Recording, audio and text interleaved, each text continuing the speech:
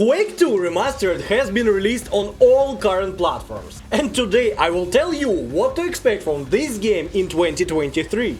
First of all, this game is a real surprise. I didn't expect it to come out because I was sitting up before bed playing Baldur's Gate, ready to go to sleep, and then Quake 2 Remastered is out immediately! Wake up and start playing! Ah! Without any announcement, the game came out, and of course I downloaded it. And here's what surprised me. As soon as I started the game, I saw that developers didn't do anything at all and didn't change it. They just made the game from 1997 to work on new platforms. I went to the internet and realized that this is not true. They really improved the textures, lighting and added effects. At the same time, judging by the description in the improvements on the official website, they changed not only the effects, but also the logic of enemy behavior. Which is good because it'll improve the game experience. In short, it's clear, but how do you like the game itself? If you're like me and played Quake as a child, I think you should definitely play it to remember good old days. If you're under 70 and didn't play the original game, and you're thinking about giving it a try or not, stay out of it, it'll eat you up, you'll be humiliated. Shoot up, speed out, and you won't understand a thing. Now for the details. Quake is a shooter, not modern but an old school. And its main feature is speed. Remember the movie Crank with Statham in main role? There he had to run furiously all the time or otherwise he has a hard stop. So he could just play Quake 2. In this game everything is fast. Enemies are fast, you're fast, there is nowhere to hide. But at the same time many weapons are slow. For example, bullets and rockets fly so slowly that you can dodge them. And you have to shoot in advance. Then, after pulling the trigger, you have to wait half a second before it actually shoots. And jumping.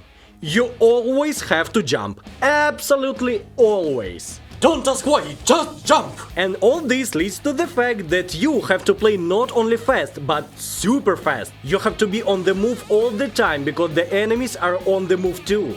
So you'll never have time to think, you'll be thinking with your spinal cord, which is responsible for reaction, because only reaction will decide who wins. Let me explain. You run through the level, there is a new weapon in front of you, you pick it up. Most likely you do not even realize what you have picked up, and so you just start shooting with it. And you have to learn how to shoot with this weapon in one shot, otherwise you just get killed. Lord, and how do you like a plot? I don't know. Didn't you play this story? I have played it. So, what do you think about it? I don't know. The thing is that this is a game from 1997. And if you're used to The Witcher, God of War, Call of Duty Modern Warfare, so games where there is a story, forget about it in Quake. Again, to clarify, if you ask me if there is a story in Quake, the answer is yes. If you ask me what's it about since I just played it a few hours ago, I'll say, hell, I don't know. The creator of this game used to say, story in a game is like a story in porn movie. It's expected to be there, but it's not that important. And now Quake shows it, so if you ask me about the story in Quake, it's like there's no story, because you forget about it after 10 seconds of the game. Well, I've already told you about the gameplay, hard carnage with different enemies from level to level, but it's all single player. And if in single player you have to run and jump all the time, then in multiplayer you'll play like this.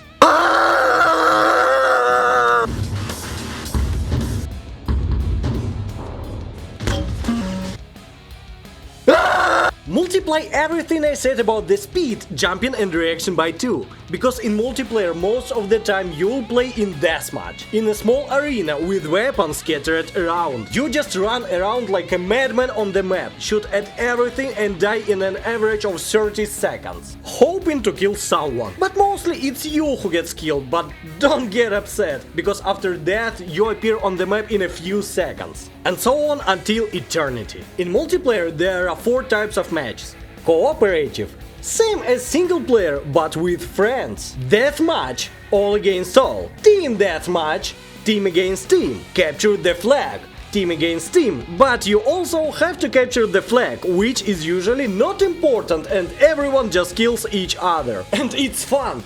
Really fun! I stayed up half of the night and tried to make a Single frog! Although I tried to connect to the server, but mostly saw this.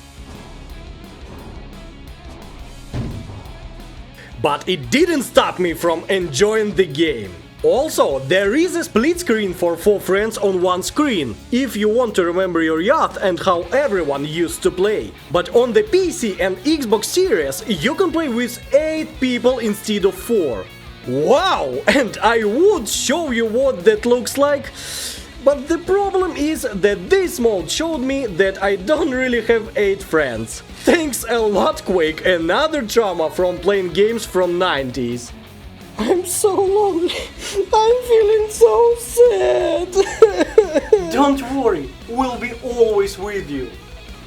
Who are you? We are your hardcore mental illness. Bipolar disorder, psychosis, and panic attacks. Thanks you've been here for me. I couldn't do it without you.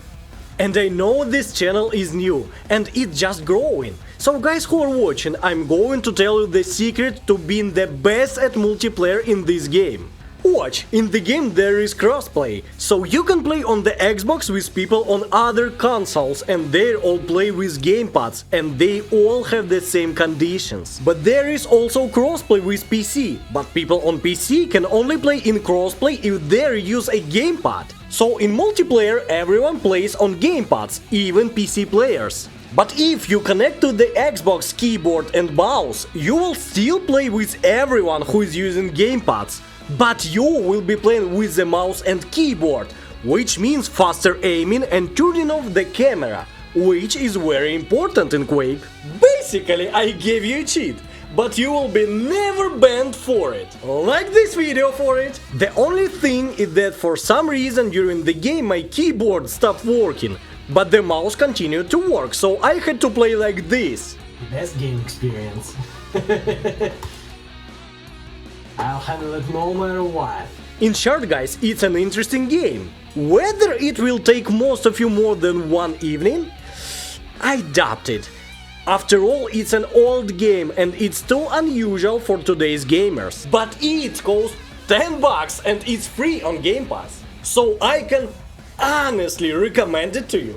Both single and multiplayer. Give it a try and I think you won't regret it.